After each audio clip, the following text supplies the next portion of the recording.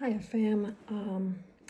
I've been hesitant to, respond to this because it's just such a serious and heartbreaking issue, and it I think impacts all Catholics, although not, some more directly others. Obviously, those in Minneapolis and those who lost their classmates and their children, that impacts them directly. But of course, it impacts everybody, Catholic and non-Catholic even. So everybody's got um, their take on everything. Of course, taking the time to pray in regards to this tragedy and still feeling the need to respond, like giving people the time to mourn and to grieve and to pray and everything, and giving myself time to mourn, to grieve, to pray, and understanding like this is going to impact people in Minneapolis way more than me.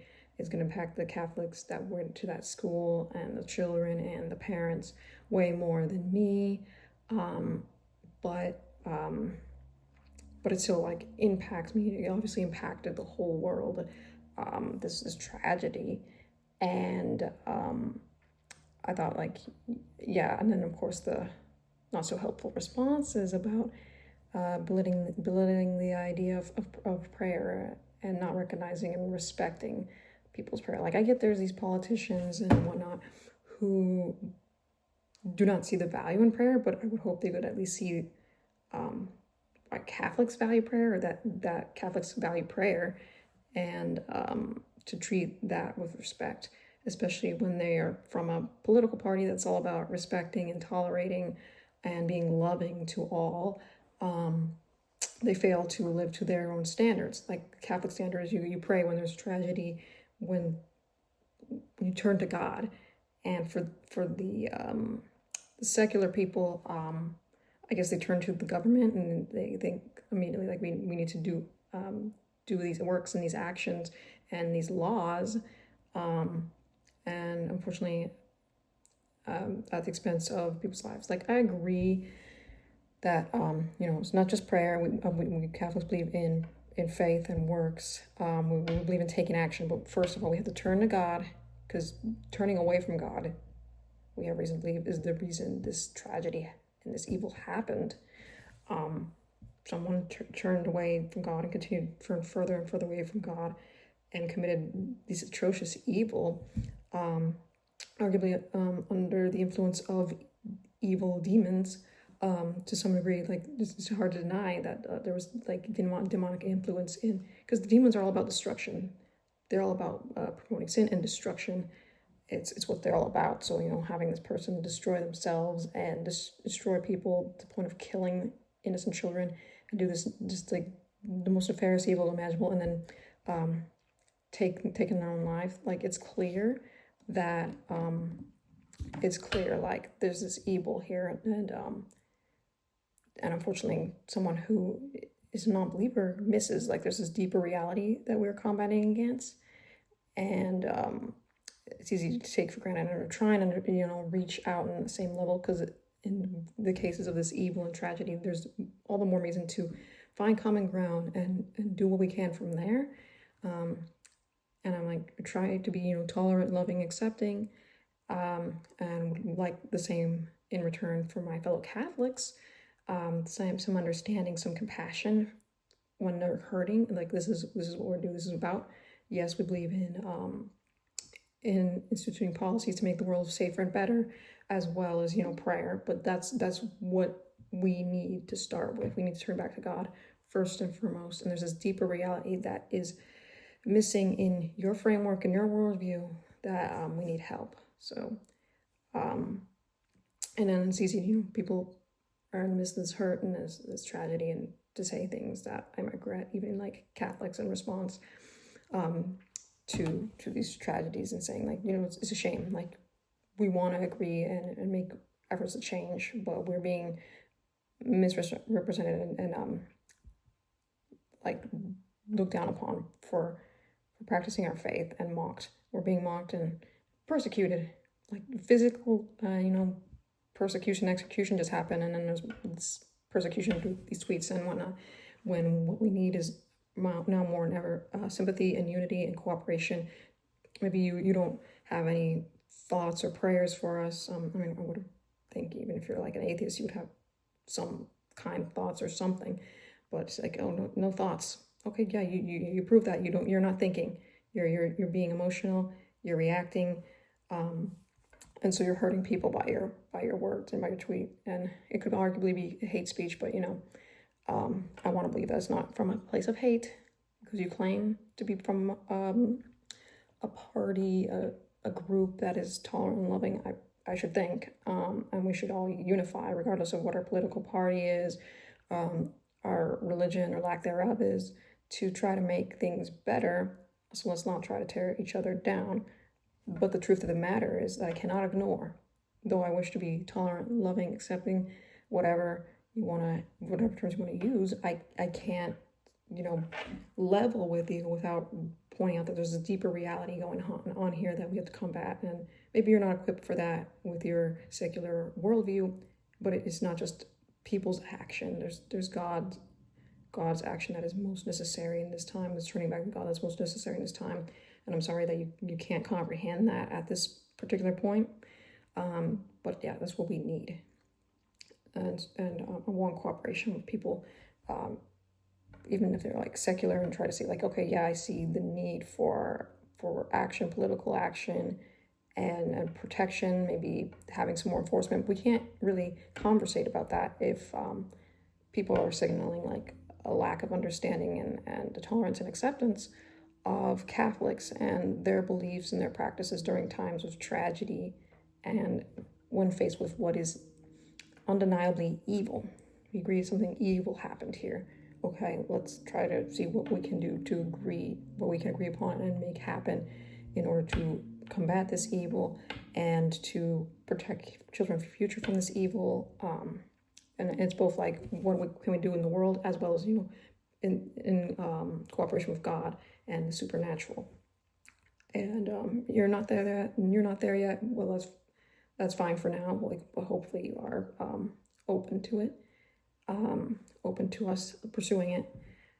And that's my 10 cents about that. And I want to leave it to the people who were more directly impacted to speak their part as they feel comfortable, and the people of Minneapolis to work for change as they feel comfortable and fit.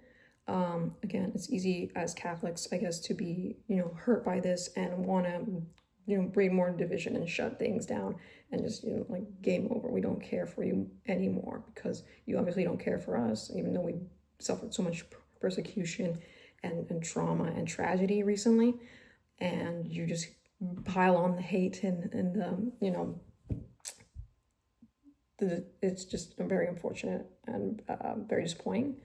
So I'm hoping there's like apology or something out there from these politicians and in regards to their tweets or whatever they call them on X these days, and that they show that they want to cooperate for the good and the betterment of all people, including Catholics, even though they don't share the same creed as we do.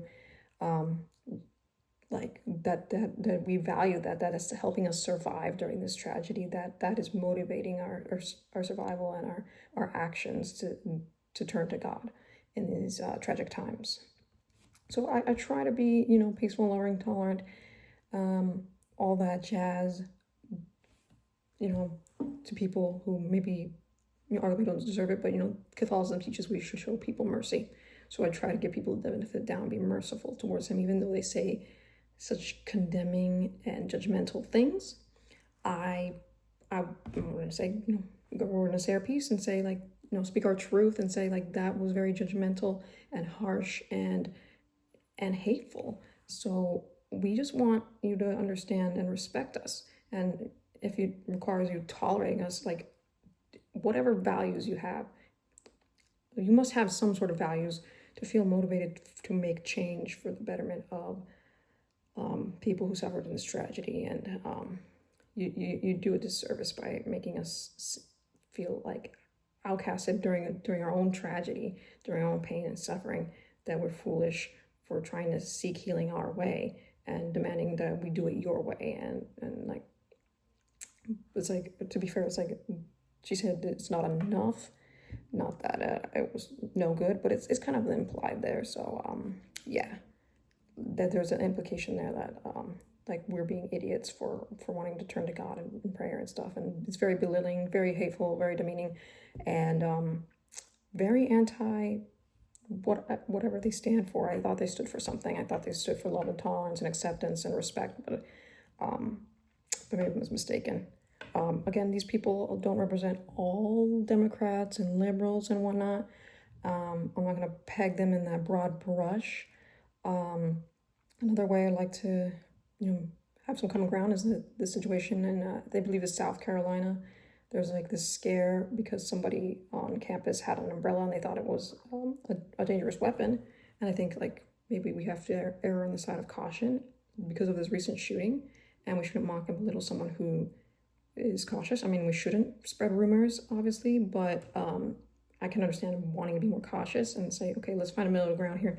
How can we be more cautious and have more security and protection? Because there's people who desire that, and finding that balance between not having an overbearing government, allowing people to have freedom, and we're not going to go crazy and make umbrellas illegal because we're afraid people might mistake them for guns and some other tragedy happens. But we're not going to like be nonchalant anymore. But people are carrying something around and it seems suspicious either. So we can't go overboard and spread rumors. We can't go overboard and we can't be apathetic either and pretend like this never happened either. So again, I'll leave that to the people in Minneapolis, and if they want any more support, I'm listening, and I'm sure like the rest of the community is listening, and of course we're praying with you in regards to this tragedy, because we're one universal family, so this matters to us. And in my time in the chapel, just as a Catholic, just in general need, but especially with this tragedy recently, I realized like I can't imagine what it's like to be a parent to have lost a child. I mean, even though I am a parent, I can't imagine what a tragedy that must be. But the only consolation that I could have is like knowing that I did what God willed for me to do. He gave me my daughter so that she'd go to heaven, and I don't know the hour or the time. Ideally, she lives a full life and goes to college and maybe has a family of her own or becomes a religious or something like that, lives a full life. But that's God's call, and I'm going to trust him, even though I'd hate for, life to be cut short. It's, I don't know what God's plan is. He has this active plan, but ultimately, no matter how long her life ends up being, even though it's not the ideal of living till outliving me, trust that, trust in his plan and raise her to follow him. And the only consolation we have is if something tragic like this were to happen to my daughter, is that, I raised her in the faith and that she's in heaven. I raised her to be in heaven. I've done what God asked of me for in gifting her to me. But again, your own time and your own pace in the mourning process of someone who's actually experienced this I can only think of hypothetically right now as a parent, but that's my consolation in a sense. That would be my consolation. It's like, well, I raised this child to return to God from which she came, and now she is. That's my consolation. It's not like I'm going to be 100% happy about it, obviously, but I have that consolation even in the midst of this heartbreak and pain and tragedy, that they lived their lives the way that God desired, and they received their eternal reward, and it's like a good job, well done. I imagine like it's the church's call to say like, yeah, these were martyrs.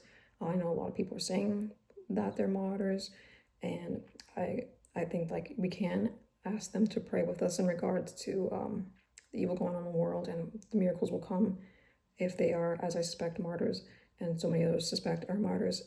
So there will be some fruitfulness, despite doesn't change the fact that this evil was evil, that this evil happened. But in the end of the day, Christ has a victory, so there will be some fruitfulness to come from this. It will take time, because the church is kind of slow, and God's time is not our time. So thank you for listening. God love you. Prayers, by all means, be happy to do that. And if you're not the praying type, to the very, very least, be supportive of the praying type, instead of condemning, and then be like, okay, and when you're ready, let's take action. But you do your prayer, turn to your God if that's what it takes. And ultimately, yes, it does. That's what it takes, is surrendering yourselves to God. So thank you once again, everyone, for watching. Bye, and God love you.